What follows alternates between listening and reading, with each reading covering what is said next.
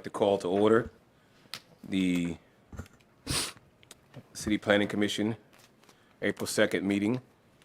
Please call roll. Commissioner Bowditch, Here. Commissioner Woodard, Here. Commissioner Taylor, Here. Commissioner Shook, Here. Commissioner Stodchill, Here. Commissioner Dias, Here. Commissioner Black, Here. Chairperson Taylor, we have a quorum. Thank you so very much, Ms. Brown. We'll now do the Planning Commission creed and approval by Commissioner Black. The Newport News Planning Commission is mandated by state law and its members are appointed by City Council. Section 15.2-2210 of the Code of Virginia states in part that every locality shall create a planning commission in order to promote the orderly development of the locality and its environment. Statutory purpose is to improve the public health, safety, convenience, and welfare of the cities, and to plan the future development of the community. In serving the statutory purpose, the Commission invites the comments at the public hearing of its interested citizens of matters before it and welcomes your presence. Mr. Chairperson Taylor, I move we adopt the agenda before us. Second. It's been moved and properly second. Any questions or additions to the agenda? So all in favor, just say by aye. Aye. The agenda before us has been accepted. The first item on the agenda will be the invocation by Commissioner Woodard. May we pray. Thank you, God, for the opportunity to lead. Thank you for the opportunity to make decisions that affect our city. Pray that you give our leaders and our officials the understanding and the wisdom needed to make our city a much better place. Amen. Thank you, Commissioner Woodard. The next item is the the Pledge of Allegiance be led by. Pledge allegiance to the flag of the United States of America and to the republic for which it stands, one nation under God, indivisible, with liberty and justice for all.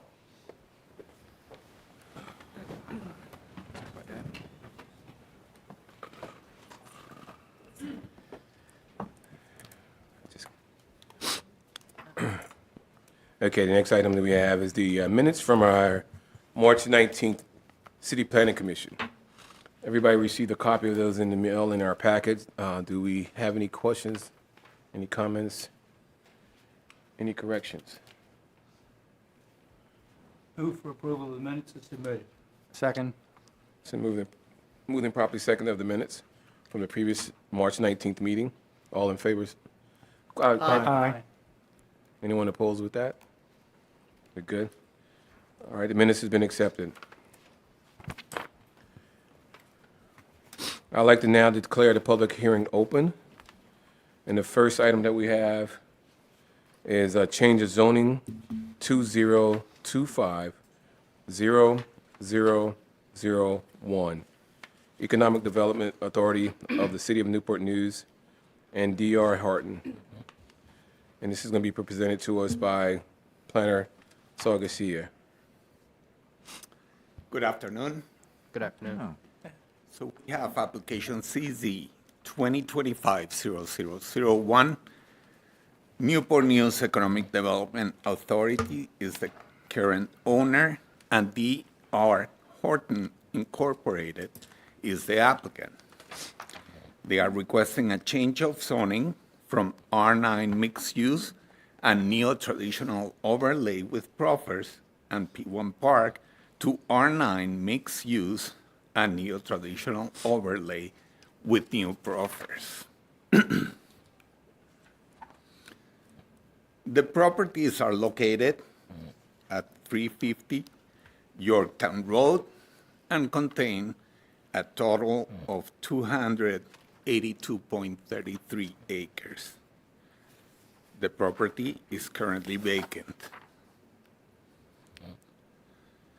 North of the properties are single-family homes on property zone R3 and R2, single-family dwelling. East, we have single-family homes on property zone R1, single-family dwelling, and Newport News Park on property zone P1 Park. South, we have Newport News Park and a vacant city-owned property on property zone P1 Park. And west, we have a 7-Eleven gas station on property zone C1 Retail Commercial and Hamilton Out Apartments on property zone R8 High Density Multiple Family Dwelling. The One City, One Future 2040 Comprehensive Plan land use map designates mixed-use uses for these properties. The mixed-use designation is intended to accommodate horizontal and/or vertical mixture of retail, office, restaurant, entertainment, cultural, and residential uses. The submitted application supports the economic development goal of developing a high-quality mixed-use development on the Endview track while maintaining the character and balance of the Lee Hall area and surrounding wildlife and woodlands.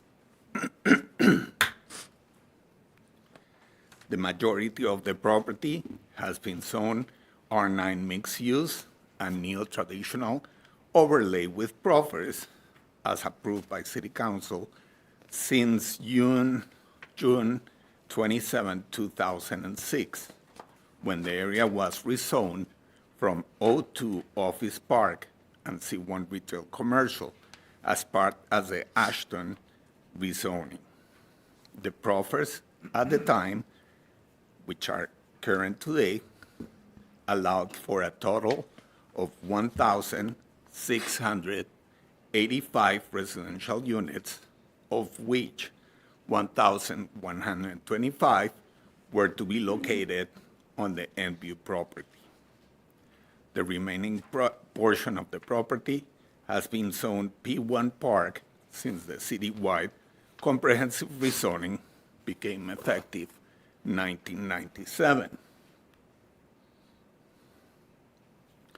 A rezoning is necessary because the applicant is proposing a substantially different master plan and guidelines from those that currently govern the development of the property.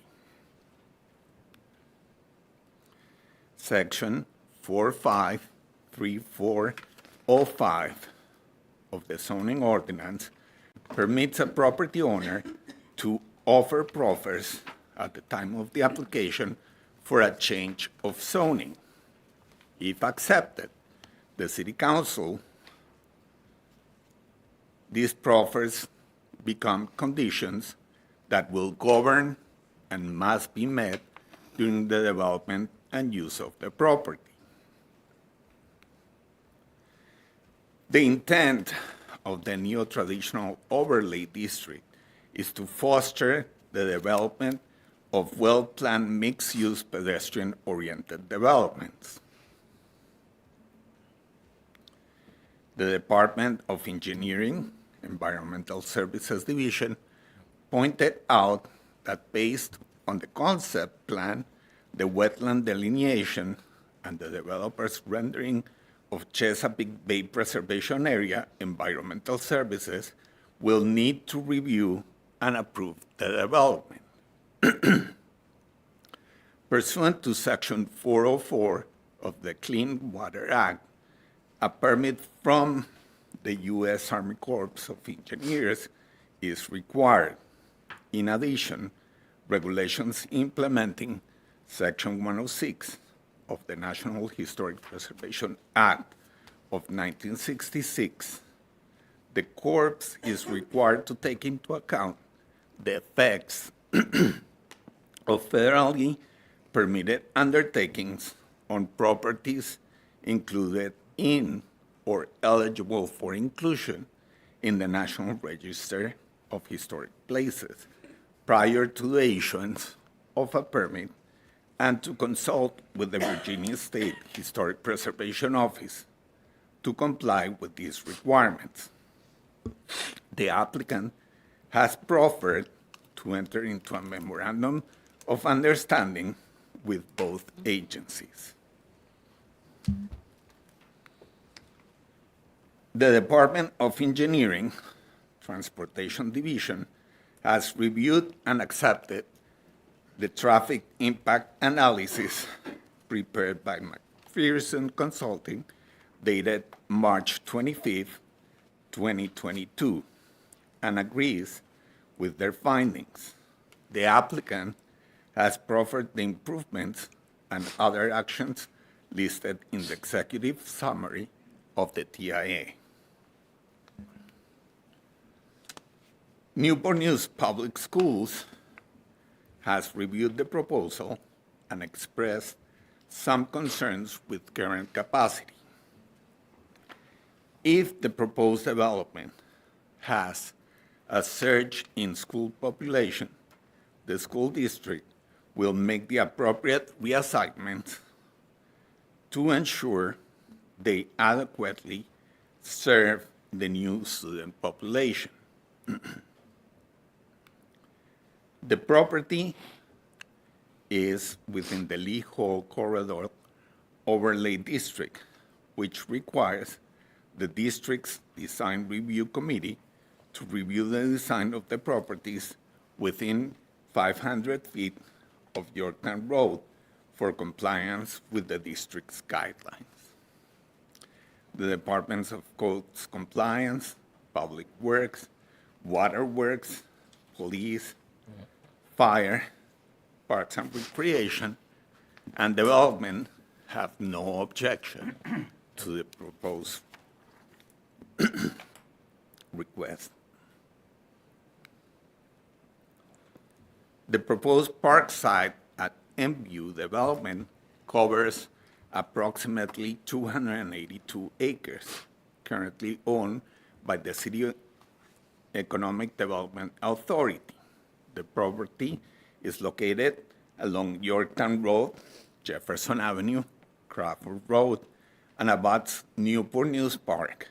The majority of the property is covered by mature forest. There is a 25-acre parcel within the property that is occupied by the historic Endview House and outbuildings that is listed in the National Register of Historic Places. There are two other areas that have been deemed to be archaeological sensitive as they contain burials. These areas will remain undisturbed and will be curated in a way that will inform the public of their historic importance. The developer is offering 8 proffers that will govern the development of the property following the proposed master plan, Parkside and MView Conceptual Master Plan, and design guidelines. Prepared by Land Planning Solutions, the proffers limit the number of residential dwellings to no more than 620, or about 3 units per acre. The proposed residential development is in general conformance with the goals and recommendations of the city's recently completed comprehensive housing study. The development, as recommended, will aid in the pursuit of housing production of all types.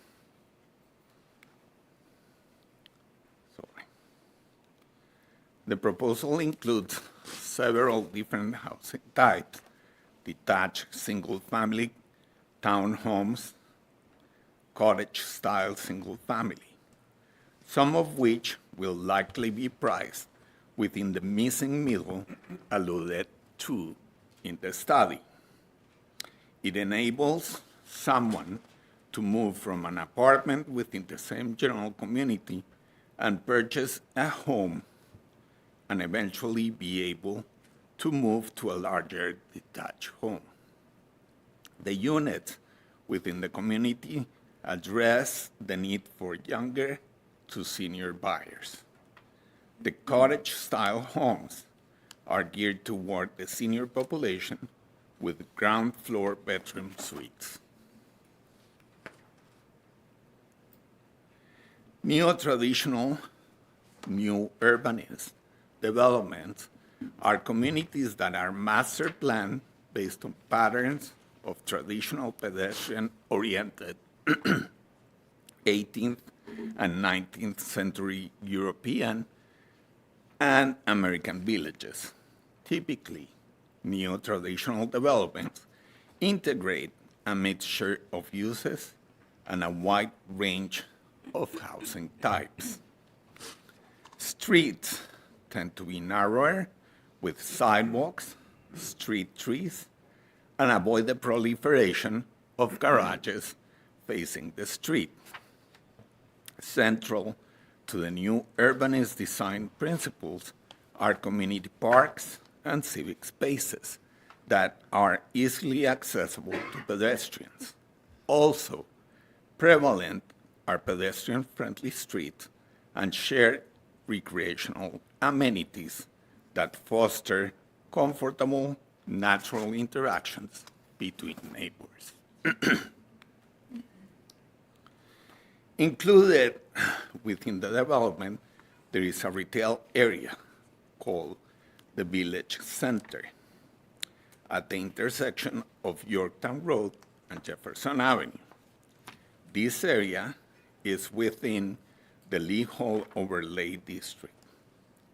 Following the district's guidelines, buildings will line the roadway and parking will be internally located with the areas that abut the street screened from view using different landscaping techniques. The design provides opportunities for outdoor dining and takes advantage of view sheds of the natural preserves and Endview Plantation. This area will be easily accessible from both Yorktown Road as well as Jefferson Avenue. The proposed development will have, as I said before, a total of 620 residential units, a much lower density than the 1,124 units originally proposed in 2006. There will be 362 single-family units.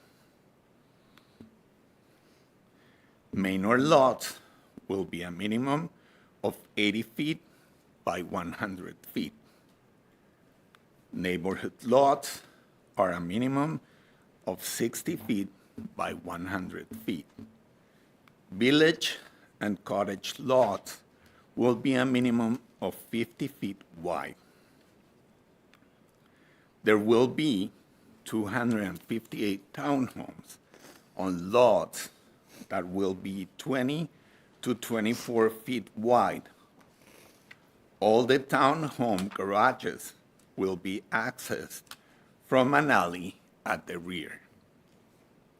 The 82 units on the 50 feet wide lots will also provide rear alley loaded garages, while the single-family units on the larger 60 to 90 feet wide lots will provide both side and front-loaded garages.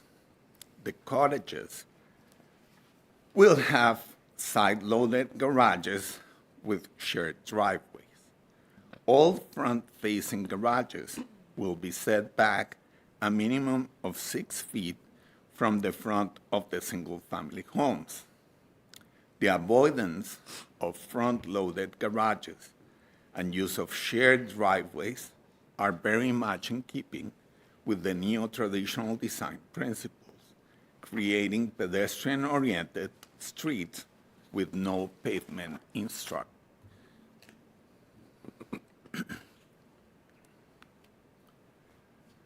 The location of the different neighborhoods within the development follows a curvilinear grid system responsive to the existing topography and surrounding natural areas. All streets call for sidewalks and a green strip with trees between the road and the sidewalk, and allow for continuous pedestrian flow and on-street parking for visitors. The consistent use of setbacks throughout the development will provide front yards that will create an inviting pedestrian-friendly environment, and the use of front porches encourages social interactions among neighbors. The guidelines provide typical examples of architectural details and features as well as materials that should be followed by the developers to create a cohesive yet vibrant mix of 2 to 3 story structures featuring porches and stoops. As proffered, all development in Parkside at Enview shall be planned, designed, located, and built in accordance with the design standards and guidelines contained in the design guidelines for Enview. A project architect shall be retained by the developer throughout the completion of the project to ensure compliance with these design guidelines.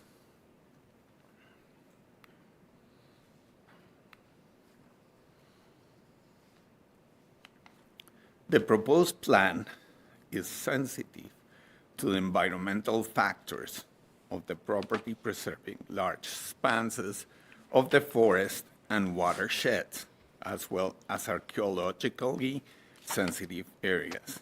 Of the 282 acres, approximately half will be preserved for open space and open space recreational activities.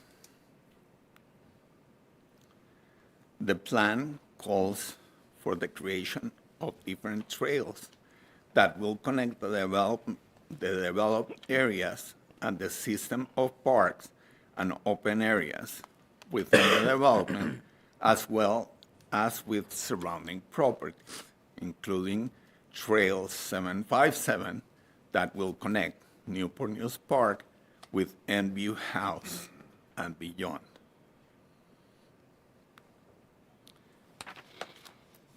The passive open areas include 21 acres at the front of the property that will be preserved, the fields in front of the Enview Plantation House retaining the view shed of the historic site.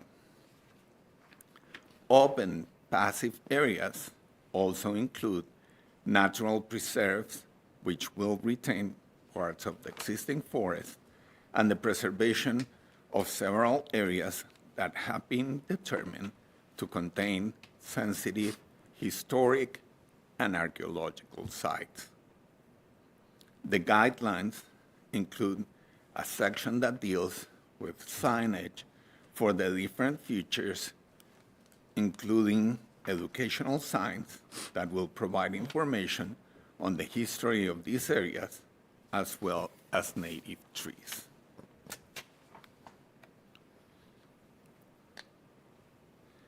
As proffered, the developer shall be responsible for completing traffic improvements as listed in the Enview Development Traffic Impact Analysis dated March 2 of 2022, prepared by McPherson Consulting, and shall be responsible for the phasing of construction for such improvements, such as dedicate adequate right-of-way for a 4-lane divided roadway for Yorktown Road between the intersection of Jefferson Avenue and Yorktown Road and Musket Road. This is a dedication of about 70 feet wide. construct a channelized right-in, right-out only entrance at commercial access points from Jefferson Avenue and Yorktown Road, as well as improve the roads to provide enough storage to avoid traffic conflicts. Also, in response to community concerns regarding increased traffic on Crawford Road, the developer has proffered that side entrance number 3 will be limited to an emergency access only and controlled with a gate and Knox box at the location to be approved by the City of Newport News. The developer has proffered the installation of sewer pump stations that will be located within the development away from the main entrances. A system of ponds, wetlands, and other water features are located throughout the development and will help control the quantity and quality of stormwater runoff brought by the increase of impervious areas. A development plan will be required prior to any construction activity of the property. The development plan will determine the infrastructure improvements required, including streets and sidewalks, the sewer pump station, and stormwater management facilities. In conclusion, the proposed change of zoning is consistent with the One City, One Future 2040 Comprehensive Plan land use map, as well as the Lee Hall Area Plan, and will allow for the creation of a premier and high-quality residential development in an area of the city that has seen little to no development. The master plan shows a well-designed, pedestrian-oriented community that incorporates the concepts of new urbanism that are required under the neo-traditional overlay district. The development is sensitive to its historic and natural environments, as evidenced by the preservation of archaeologically sensitive areas, as well as forested areas, and the retention of view sheds for end view plantation. The proffers provided by the developer include transportation improvements, the master plan with its accompanying guidelines, and will ensure the development of a high-quality community. It is recommended that City Planning Commission recommend to City Council approval of change of zoning, CZ 2025-0001, for the approximately 283 acres located at 350 Yorktown Road from R9 mixed use with proffers and neo-traditional overlay district and P1 Park to R9 mixed use with proffers and neo-traditional overlay district. Are there any questions? Wow. That's got to be one of the longest ones. Any questions for you, Saul? Any questions for Saul? I have a quick From the question. commission. I have a quick question. I just want to understand the zoning one more time, just so I can completely understand it.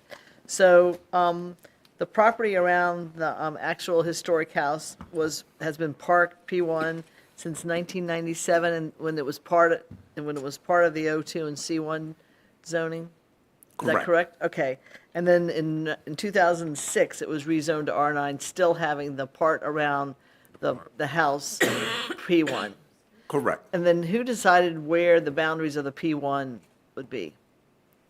That's a good question. I have no idea. For that property. For that property? Well, that was The boundary was based on what was dedicated for the house, 25 acres And that was dedicated at that time, at that time? Yes. In 1996? yes. Okay. I just wanted to understand the history. Okay, any other questions for Sol? Any commissions? Thank you so very much, sir. I have one more question. So prior to 1997, Is when it it for was, Sol or sewer? it doesn't matter. Prior to 1997, when it was O2 and C1, I mean, when it was O2 and C1, what was it prior to that, the zoning? Was there any zoning I then? think all of it was zoned the same. It was not P1 Park until it became an issue with the rezoning. So before that, before 1997? Probably part of the O2. Okay. Probably part of the O2? Okay. With that. Any other questions, Commissioner Staldo?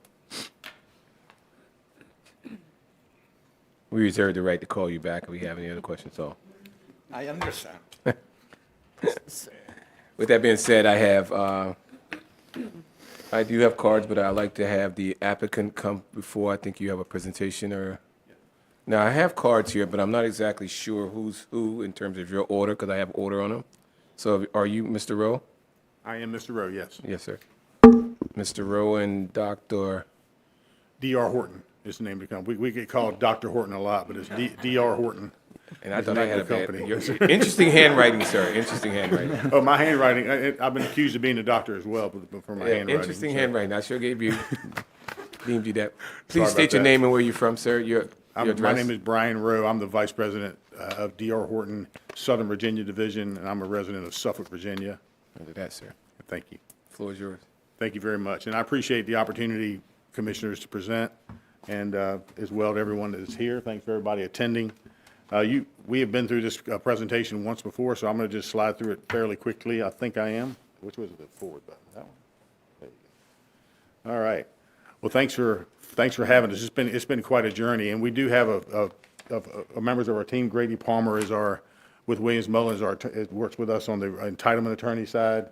Bob Evans is our land director over at Southern Virginia, and Melissa Venable with Land Planning Solutions, and she's signed up as well to just talk as well tonight. So thank you. So I say it's been a long journey. It took us 8 years. Took me 8 years to get to this podium on this project.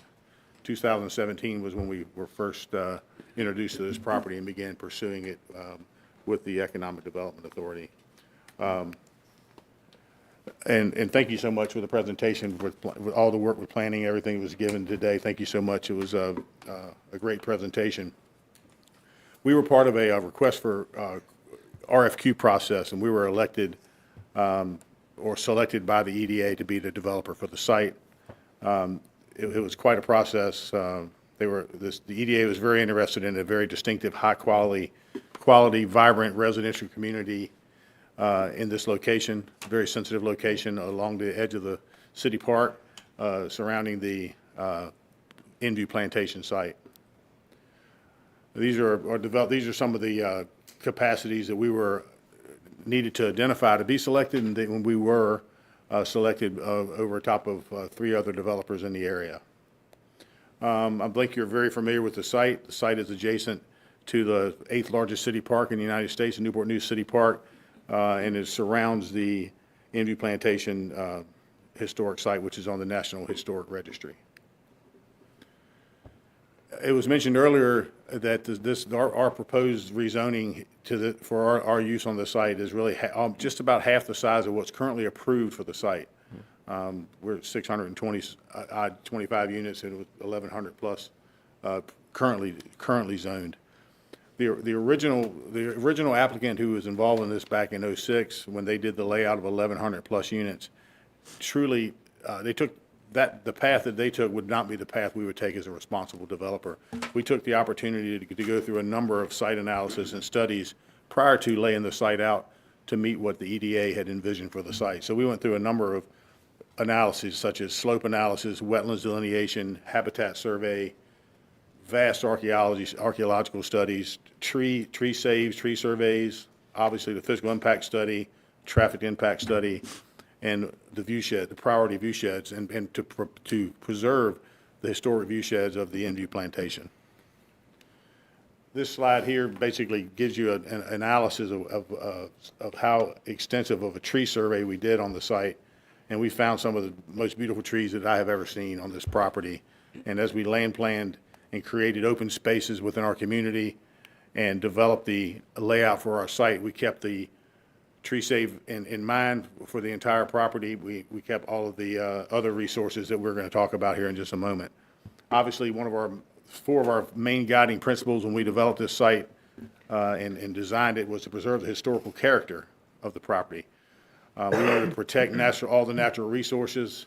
We wanted to ensure neighborhood connectivity vehicularly and pedestrian to the park. And you can't overstate how sensitive this development is because of where it is and what it is. This was literally the Yorktown battlefield site. So knowing that, we went through, as we developed this plan, and we did ground penetrating radar on every square foot of this property to ensure that we knew if there were any anomalies or any underground things we need to be concerned with. And if we found anything that required investigation, we did digs and borings to make sure we knew what was there. And this was all conducted by Circa, who is a certified archaeologist out of Williamsburg who does a lot of the historic sites. All right, this is our master plan. It's already been presented. I'm not going to go through the details of that too much today since you've already heard it so eloquently from planning. We'll drill down a little bit just to talk about, I mentioned the tree save areas. You'll see the central, about almost 50% of the site is green space. We preserved an awful lot of green space here. You'll see off to the left of the slide here, there's a perennial stream that runs through that we're preserving. And then where you see the clubhouse, the red H there, that's the clubhouse area. And we've taken the monumental trees that I mentioned earlier, all surrounding the clubhouse, and that's where we created the central park in the community to do the tree save. Again, I mentioned the open space. There's a tremendous amount of open space in this community. There has been some questions. We had a community meeting just a month or so ago, a few weeks ago, at the fire training station. We presented this exact presentation was given to the folks that were at that meeting as well, the community members. Some are here today, I see. And we discussed how we would phase the project in theory as we developed it. It's not one big 600-unit development. It will take us a number of years to get through this development process, up to 10 years to develop and build and sell 600 homes. So it's a multi-phase project, and this is how we plan to phase it. Again, we mentioned the park design elements. The tree save areas, we plan to engage with a local arborist, well-known for this species of trees, and we're going to limb up where we can and effectively save and preserve the trees around the park areas so that people have the ability to have views through the forest, walk through the forest, bike through the forest, and just be with their families throughout the entire park area within our community. And we also, again, connect pedestrian walkway over to the city park as well.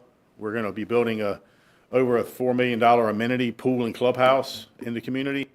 These are just some illustrations of what they may look like. We'll make sure that all of our walking trails are friendly to the environment. We'll make sure all of our ponds have fountains and dark sky lighting, so that it's not bright and lighting, but very nice for the community. Mentioned earlier with all the archaeology on the site, we're going to have this site truly is a history lesson in and of itself. We've learned so much in the past 8 years that we've been investigating this site, and we plan to, as we have the public, as they visit the neighborhood with all the public roads that are in there, and the people that live in Parkside and Enview will have the ability to walk among history, literally. And when in the areas that we're preserving, the tree save areas we're preserving, the historical sites that we've located and found will all be denoted with learning placards, and it's going to be an exciting neighborhood. Neighborhood also has a commercial village center, as outlined by planning earlier. We're excited about being able to potentially attract, at some point during the development, the right neighborhood retail user here, so that we can create an environment where people can walk to the commercial center from the neighborhood. These are just some a number of different examples of the type of architecture that we're planning to implement here. We've been throughout this long process of not only with planning, developing the size of the roads and making sure we don't have any issues with fire and rescue. We have plenty of room for on-site parking, all the things that really matter that the city has learned over the years that need to be really focused on in the new developments, and we've paid close attention to it on this development. And we've also been guided to embellish and embrace the architectural requirements that were originally designed for this property, and these are the types of homes that we'll be building in there. Very beautiful architecture. This slide is really just an analysis or an example of what the former master plan, that's off to the left is the actual currently zoned layout for the property is 1,124 units. Ours is 620 units. So we're almost half the size, more open space, and more single-family detached homes versus a ton of attached housing, although there is a number of attached units in our project as well. Back this up a moment. We at one of the latest community meeting, I just wanted to mention this here. At the last community meeting we had, there were a number of folks who had genuine concerns about the traffic this project would generate. And we went back and relooked at the traffic analysis. We had multiple conversations with the planning department and others at the city, and we realized that this layout, if you look at this current layout shows a road actually going out onto Crawford Road. That has, I'm going to go back to our plan so you can see a little better. Promise not to take too much more of everybody's time here. But the road you see going out on Crawford Road now will not be an exit from our community onto Crawford Road any longer. That's just going to be an emergency exit only. It'll have a Knox box gate, and only fire and rescue and emergency services could get in and out of there during an emergency situation. So none of our residents will be able to go out on the Crawford Road, and hopefully that'll eliminate some of the concerns with folks at this intersection of Crawford and Yorktown. So at least our community will not be feeding traffic up into that location. And we heard everyone, and we made an adjustment. And I think it works out for the best for the community and the surrounding communities as well.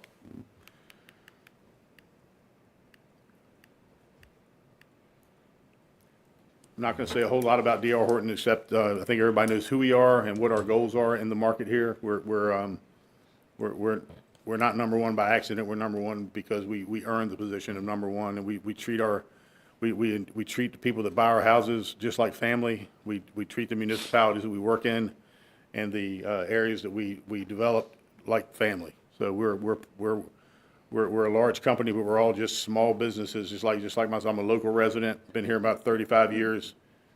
I care very much about the city of Newport News and all that happens here, and we're very excited to be involved in this property. And that's all I have at this time. And of course, I'm available for any questions currently or any time during the presentation. Well, thank you very much, Mr. Rowe. Does anyone have any questions today? I just have a right quick now? question. Sure. The plan we have here, the plan you showed is what you'll build, so there won't be at any time, even though it's not park, houses that will pop up in front of the Enview. You know, there's two sort of open green spaces on either side of the road leading to Enview. In the future, there will never be houses that will be there. The only houses that will be built on this property, can be Are built on what's this shown. property, will be what's shown Okay. on this illustration. Yes, Yep. ma'am. I have a question. Yes. How many community meetings did you have, and approximately how many people did you have attend? Let me just think about that. The latest one I can remember exactly, that was just a few weeks ago. There were over 50 people there, I believe, at the last meeting. I think we said 48, almost a little over 50, plus some community leaders as well. And that was a few weeks ago at the fire training station. Previously, before we actually designed this site, back in 2018 and 19, we did two other meetings. Right. With a public meeting at the same location, honestly. And then we had a closed-circuit television interview process that we did on Newport News TV to also answer questions. So it's been 3. Thank you. So since you've applied for the new application, you've had one. That's Is that what you're correct. saying? Well, yes, since the application itself went in, yes. Yeah. For this new application. Yeah, the Yeah, same application. and this application We didn't put, we were selected in 2018. We didn't put a zoning application in it until just, I mean, what was the date? A few months ago. Okay. We did all this analysis and legwork, and we had 2 other previous community meetings to design the neighborhood. And then we Okay. came out to the, That was in response to the 2 other, yes, what we did a few weeks ago and how this community was ended up being designed was a byproduct of the years of work we did Right. in the 2 previous community meetings we had. This last meeting was more of like a launch of, here's what we ended up with after everyone's input. okay. And the new plan will show that this exit, being an emergency exit only, is going to be identified. That's correct. Yes. Twofold question. One out of curiosity, what was the rationale behind using the Crawford Road egress as a point of emergency vehicle entry and exit? And the second part of that question is whether or not the public has shown that they approve of that road as being used in comparison to some of the other options that may have been there. And make sure I understood your question. So the question is, the currently shown exit going out onto Crawford Road, why did we change that to an emergency exit only? Why that one was selected out of the other, just out of curiosity. Well, and I maybe, planning may have to correct me on this, but there's the 2 main entrances, the one out on Jefferson, the Parkway entrance on Jefferson, and the Parkway entrance out on Yorktown Road, they're main entrance points to the community. So neither one of those could have been an emergency exit only. They're the 2 main exits and entrances feeding the community. The only other exit we had out onto a public road was Crawford Road, and that was an additional exit that we felt like it made sense to put up there originally in our planning. But after meeting with the community at large, we felt like, heck, there was only, in our traffic analysis, we only had a certain amount of cars going out on that road anyway, so we felt that would be the most logical way in for, of course, emergency, or during the initial emergency, the emergency vehicles, they're gonna come in the main entrances to get to the emergency. This is just a kind of an extra safety net for them if they've got to get on Crawford for whatever, or get out on Crawford if it's something else congested here. Yeah, and that was part of what stemmed the question is, like you said, emergency vehicles Yeah. will likely choose the path of least resistance or the That's right. easiest path, so. Yeah, they're coming in as quick as they can. Yeah. Sure. Thank you. Yes. Yes, Commissioner Bowditch. Mr. Rowe, appreciate your presentation, sir. Yes, My sir. question is specific to building material, building product, and facade of the single-family homes, the townhomes, and associated. Obviously, there's a lot of commentary about this project and about the look and the feel of what it will end up being down the road. Obviously, as you presented, it's a 7-year build at least, from start to finish.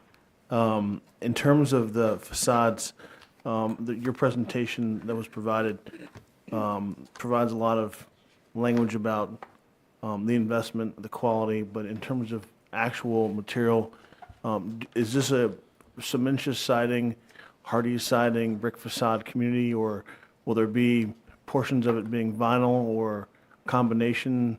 Can you speak to that at all? Sure. No, I'll give you some background on that. Obviously, we have minimum roof pitches here, so we're the minimum roof pitch in the community can only be, I believe it's 812, 7 or 812. So you're not going to end up with a bunch of shallow pitch roofs, which sometimes is the most architecturally pleasing feature. The exterior of the homes will all have a combination or a minimum be called a stone, brick, hardy plank. At the exterior cornice and overhangs, you may have vinyl siding vinyl shutters. Okay. Well, thank you very much, Mr. Rowe. Yeah, very welcome. I have a call from Mr. Palmer. Good afternoon, Mr. Chairman, members of the commission and staff. My name is Grady Palmer. My business address is 999 Waterside Drive in the city of Norfolk. I'm a land use attorney that practices out of Norfolk here representing D.R. Horton. And Mr. Rowe did a good job explaining the project and the proffers. And so I'll be available for any questions that you have about the proffers. One of the things that will be available for questions and we can talk about in detail is the memorandum of understanding.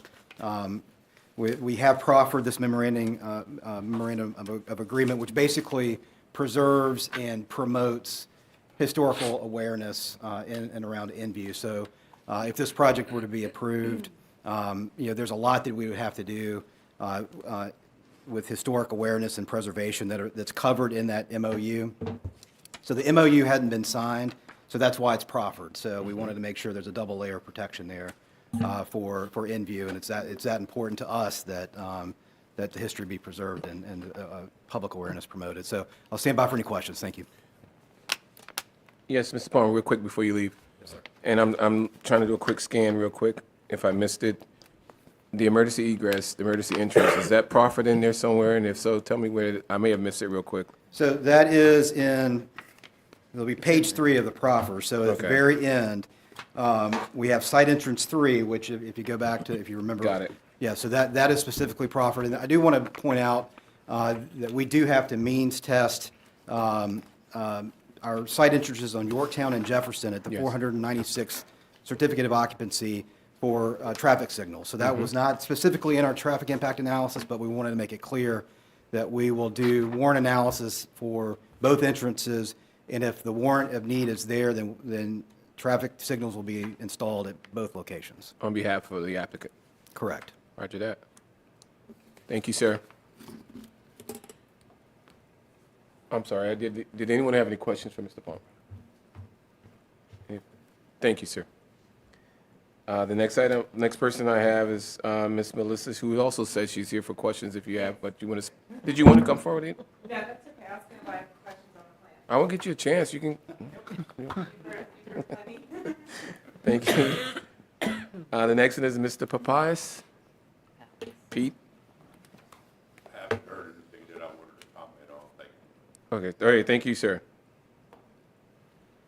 Okay, that concludes the cards that I had.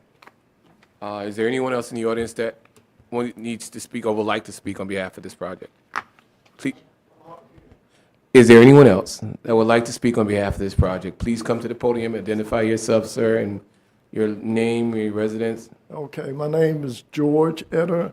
I reside at 180B Crawford Road, Newport News, Virginia. I'm speaking in opposition of this proposal now. The design is beautiful. My concerns is multifold, not only with the traffic development and the development of surrounding our neighborhood in Yorktown as well as in Williamsburg. The number of vehicles that's passing through that area now has increased exponentially. The other side of that, my concern is whether or not the overall benefit of this new development in this area is going to disrupt a whole lot of, over a long period of time, that environment in there. Excuse me. The other dynamic is I'm losing my voice.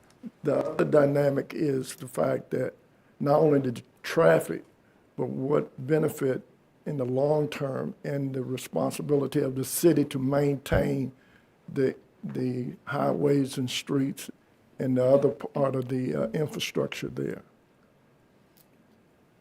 Okay. Well, thank you. Yes. And can our city survive off of the revenue base that will be generated by this new development? The higher price homes is increasing property value in my community as well. And those are my concerns in a short version of it. Okay. Well, anyone want to?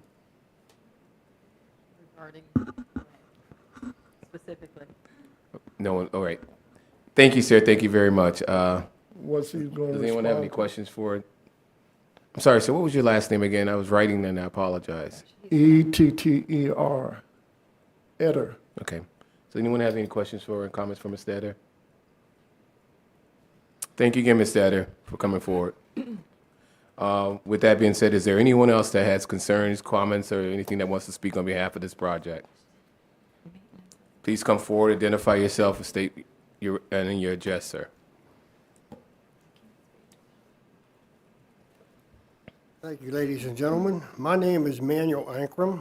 I'm a resident of 548 Yorktown Road, Newport News, Virginia, 23603. I have been a resident since 1977. The proposal and the plan, I really don't have any issues with it. What I have an issue with is the location of it. I don't know how many of you have ever spent any time in the Lee Hall area or understand really what all is around there. You know, we are less than a quarter of a mile from Interstate 64, creating traffic issues. We are in between Williamsburg and Yorktown, visitor centers, spectators, people coming in. How would this project affect us? Numerous occasions on my trip back from Richmond, if I get in this area around 3 to 4 o'clock in the afternoon, by the time I get off of the interstate, I think it's at exit 246, in front of the place up there, and come down past Naval Weapons Station, before and right at about the time you hit that new pump station, you can't even get in a left lane to make a left turn. We have some very serious traffic issues up there. Their plan, from what I understand, and first of all, let me clarify, the first I really heard anything of this issue was just this last meeting at the fire hall. All this planning has been going on. I would have appreciated more information on this thing rather than go to a town meeting where everybody's going to get all upset with everybody and nobody really has any facts and figures. And that's one of my biggest concerns. The city has issued and justified a bicycle path from Newport New City Park down Jefferson Avenue to a right on Yorktown Road. Now, once you get past Innview Plantation, this is where the problem begins. We're a 2-lane highway, and I've lived there since 1977, and as time goes by, it seems like from Crawford Road to Teleferro, that's a speed zone all the way down through there, school bus traffic, and just the past year, we had a school bus accident right at Crawford Road and Yorktown Road, and kids had to be taken off of the bus. So what happens around the development, that's fine, but how is it going to impact the rest of the community for those of us that live there? When the garbage truck comes by, he can barely get off of the road. When the recycle pickup comes by, he has to stop, put his landing gear down, pick up stuff, and it creates traffic issues. I would wager anybody, I can set him in my house, in my front yard, from about 3 o'clock in the afternoon till around 6 o'clock, it's a steady stream of traffic. Now look around the area that we're at that I'm really concerned with. Once you leave Teleferro, there's housing areas back in there, people back in there that a lot of you aren't even aware of. They took the trailer park down there and made a great big development out of it to try to use Goosley Road or Yorktown Road. In the summertime, when the vacationers here, we have tour buses go up and down that road. We really do. And it's not uncommon to see 3 to 5 at a time. So, you know, this really is where the issue is. Their presentation, their plan looks fantastic, but I'm going to tell you what, it's really not for this location because across the street from me is Naval Weapons Station. You're not going to go any further there. And you got a great big ditch and a city sewer line already plowed on. Everything is set in on Yorktown Road right now. So how are we going to widen? The bicyclists, and I asked any resident that lives along that highway, in the summertime, and starting right now, believe it or not, you'll see a group of 10, 15 people on bicycles, cyclists, touring through the historic area. I see them coming out of Crawford Road, hanging a right, coming right down past my highway, all the way to Yorktown. And on top of that, the Parkway, Colonial Parkway, it's been closed. So that diverted a lot of traffic into our area. How long before this stuff gets corrected? And like I said, it really is my concern. We and you folks have the right and responsibility to make sound decisions right here. And I hope you will stop and just think for a minute, not just about the development, but about everything that's in and around that area. God bless your decision, and thank you for your time. All right. Thank you very much, sir. Is there anyone else? Nope.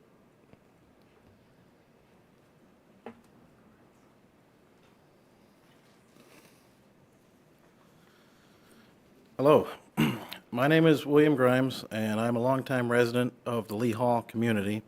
Excuse me, sir. State your address, please. 5 5 Edgemore Drive, Newport News. And I am a property owner and regular taxpayer. I have been heavily involved with Newport News by volunteering at sites of historic interest. I feel so passionately about preserving our history that I've even sacrificed my own income and time by taking leave off work today to speak here. I believe that developing the property at 350 Yorktown Road will have a negative impact on the historic Enview Plantation and the Lee Hall community. The green space around Enview is so vital to the historic interpretation of the area. Encroachment of modern living community will ruin the historical context of the nearby site. New construction can obscure and even erase original character and appearance of the historical site, making it less authentic and less viable for future generations.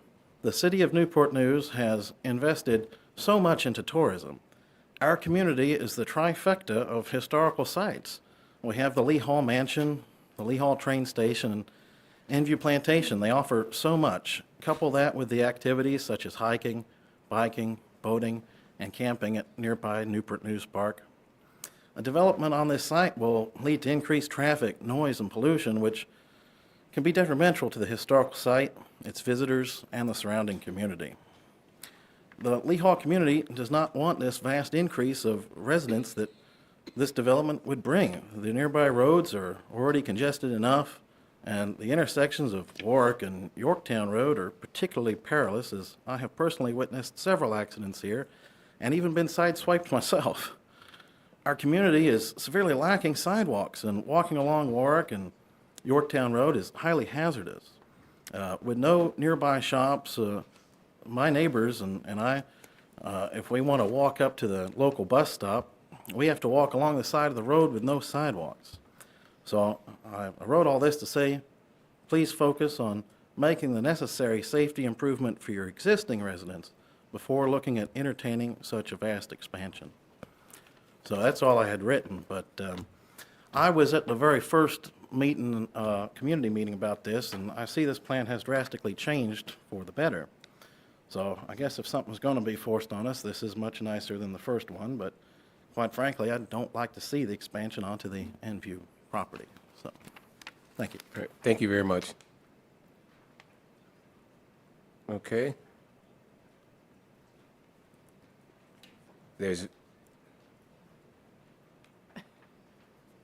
Good afternoon, Chairman and members of the Planning Commission. My name is Kenneth Jones. I live at 614 Deep Creek Road, Newport News, Virginia, 23606.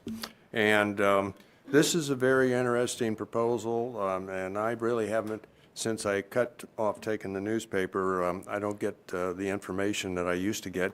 But I'm just want a little bit of clarification here. Half of this property is going to be green space, is that correct? yes, sir. Okay, so we got, if I did my math right and I don't have a calculator, we're looking at about 4 dwelling units per acre. Is that about? 3. I mean, give or take, because you got different sized. It's been, Okay. And from a perspective, I'm retired. I work out at Busch Gardens. If you want to ride the train on Saturday, come see me. But for 45 years, I was in the fire service, 30 with Fairfax County, and then I was down here for 12, and I was the fire chief down here for 9 years. And I remember speaking about the Ashton development, and there's a couple of things that I'm sure you talked to the fire department, but I'd really like to reiterate it. Ashton came with the plans, and they laid it out, and I said, I want you to take one of our large ladder trucks and see if you can navigate through the residential areas. And they went out there, and actually driving the trucks, it didn't work. They had to make adjustments. So you need to go to Station 6 over in Oyster Point and look at the size of those ladder trucks, because ladder trucks go with the pumpers to a fire. And you make sure that they can get access into this area. We don't want to have a situation like happened out in the West Coast where the fire trucks had trouble getting into places. Number 2, and this is when I was the fire chief, my biggest concern was we'd have a structural collapse on somebody. And when Ashton came to the forefront, I asked the people developing it, I said, would you put residential sprinklers in all the units? That's a good marketing, it's a safety thing, and then if you made your facility fully sprinklered, that is a great advertisement, but it's like lifeboats. Nobody thought everybody needed a lifeboat seat until the Titanic sank, and then by golly, the light bulb came on. The houses and the construction have changed since I joined the fire service in 1968, and we use a lot of lightweight truss construction that is subject, if a fire gets started in the void spaces, for quick collapse.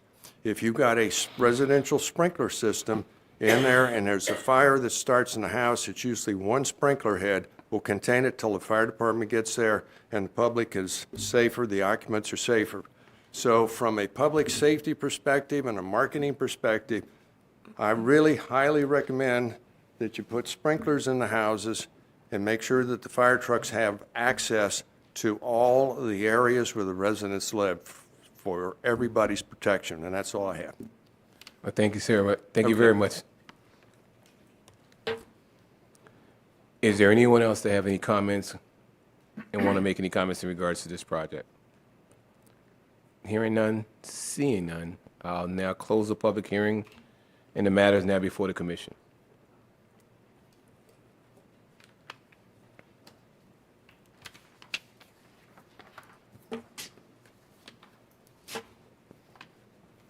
Any thoughts? Any comments? Chairperson Taylor, I recommend that the City Planning Commission recommends to City Council the approval of change of zoning CZ TAC 2025 TAC 0001 with proffers. I'll second it. All right, it's been moved and properly second. Any attaboys, any additional questions, any comments that you want to bring forth? I do have one question for Randy's understanding from the Department of Planning, and this may have come up on a previous case. When we perform, or when a traffic study is performed, is that performed during particular season, throughout the year? How is that typically managed so that it's representative of some of those times where there may be peaks? Yeah, they do need to take into consideration peak travel times. I'm not saying this isn't going to increase traffic on Yorktown Road or Jefferson, but they take that into consideration. That's why lights are something they look at. They also look at widening the road.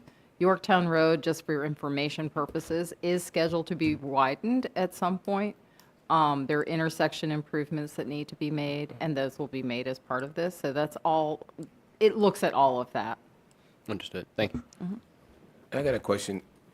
Just for a point of reference, what is the time frame, given this moves through like it's could possibly move through? What is the time frame before any of this would take place, as far as the residents were considering the traffic problems, the construction, any of this? What are we looking at in terms of time frame? Well, it's hard to determine the time frame exactly, but I think the intent is if this goes to council and council approves it, that they then would develop development plans, and those are documents, they're hefty documents, they're Right. construction documents. So Right. that takes a minute.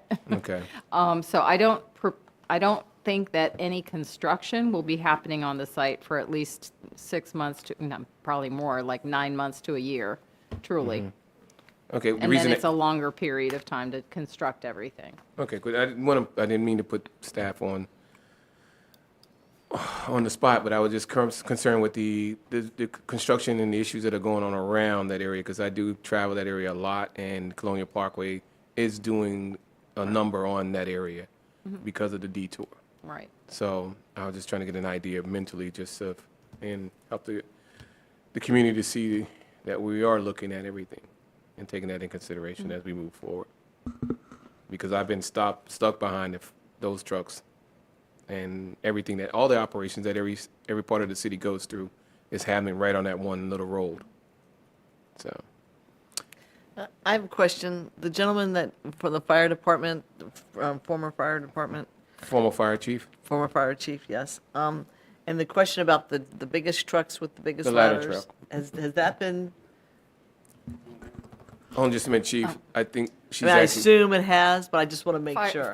The fire department has reviewed these plans. Okay. Engineering has reviewed these plans. And so they've So maneuvered their looked biggest at truck through there. maneuver, They have standards Okay. they have to Just meet. wanted to hear it. And all of those things have been taken into Okay, consideration. I just want to make sure that Right. had been done, Yes. because I know when I was the chief, there was issues with the Ashton project, and when they actually marked out the roads with what was on the plans and put the cones up, the cones got crushed. Right. So we didn't want to make sure that's been taken care of, and that's all. I think, Chief, you brought it to our attention again, but I think the lessons learned from back then, the Ashton project has been informed and then put into our studies that are made now, Okay, based on that knowledge. all right. If you could just add sprinklers, we'd be all better off. Thank you. Yes, sir.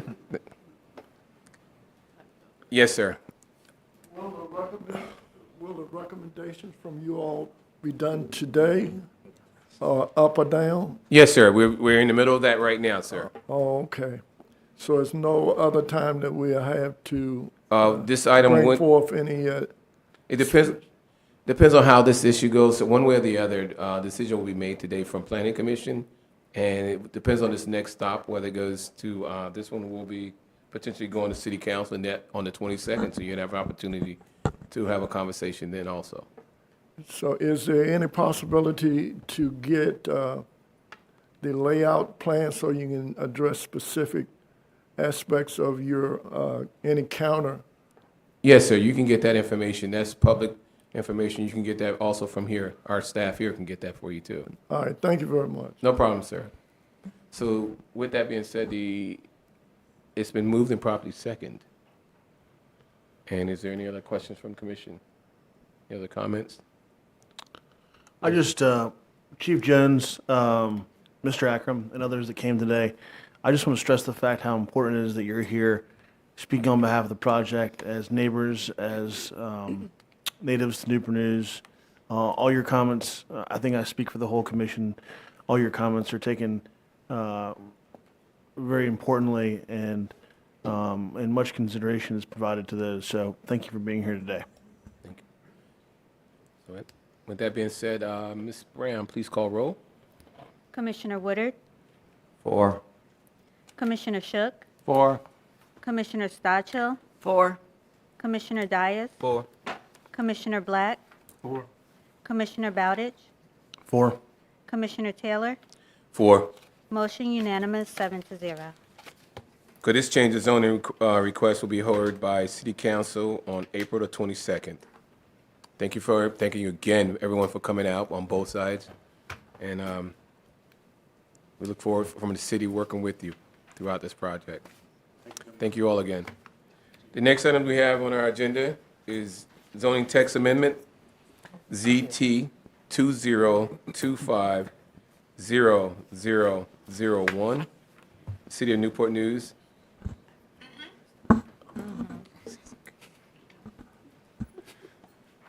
And that item will be presented by Ms. Nyoka Hall. Good afternoon, Chair, Vice Chair, and Commissioners. We are considering zoning text 2025-001 with the intent to amend Article 28, Section 45-2808 of the zoning ordinance, which regulates special building setbacks along expressways, arterials, and collector streets.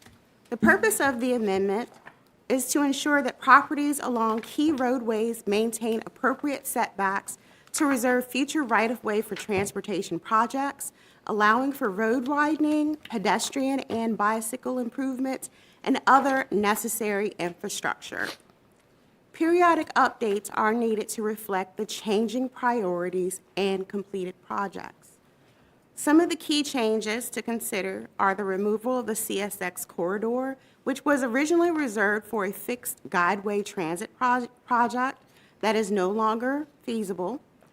Additionally, there were new roadway segments, the Chestnut Avenue, Briarfield Road to 39th Street, and Denby Boulevard, Woodside Lane to York County line are added due to future planned improvements. Additionally, there will be increased right-of-way width. Several roadways will have expanded setbacks to accommodate wider sidewalks, bicycle lanes, street lighting, and traffic infrastructure. Impacted roads include sections of Yorktown Road, Warwick Boulevard, Lucas Creek Road, and Rich Neck Road.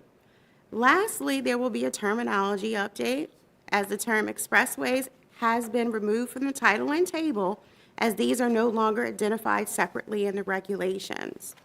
The Regulations Committee met on March 19th of 2025, reviewed and recommended approval of this amendment. It also comes with staff recommendation that this be forwarded for approval. I'm happy to answer any questions that you may have. Any questions from Ms. Hall? Hearing none. Thank you very much, Ms. Hall. The matter is now before the commission. Chairperson Taylor. Oh, I apologize. Let me step back one. Is there anyone the public hearing is now open on this matter? Is anyone who wants to speak in regards to this zoning text amendment? Seeing none, hearing none, I will now close the public hearing, and the matter is now before the commission. I apologize, fellow commissioners. No worries. Chairperson Taylor. I move that we recommend to City Council, that City Council recommends, no, I'm sorry.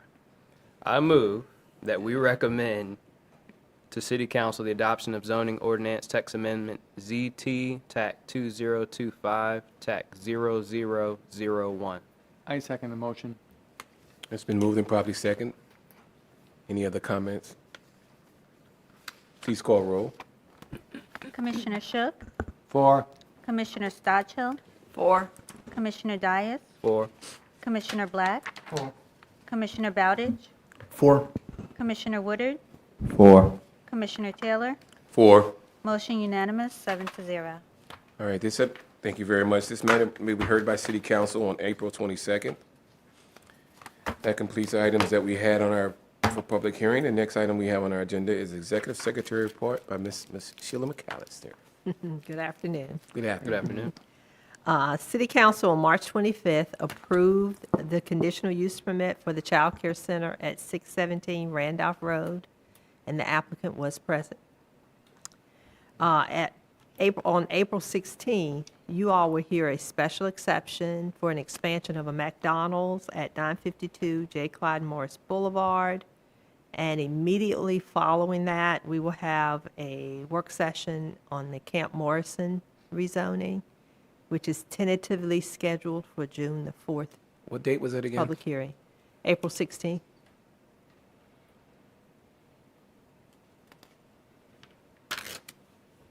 That's all I have. Thank you so very much, Ms. McAllister. Any questions for Ms. McAllister? None? Thank you. The next item we have is committee reports. Hearing none. Any unfinished business? Any new business? With that being said, I will declare this meeting adjourned.